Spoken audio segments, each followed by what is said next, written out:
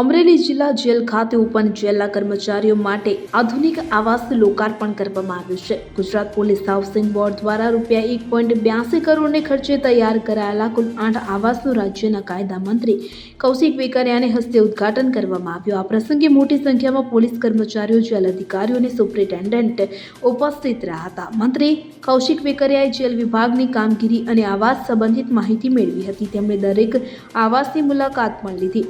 આ નવા આવાસથી જેલ કર્મચારીઓને વિશેષ સુવિધાઓ મળશે કે જેનાથી તેમનામાં સંતોષ જોવા મળ્યો હતો. Bureau report CN24 news.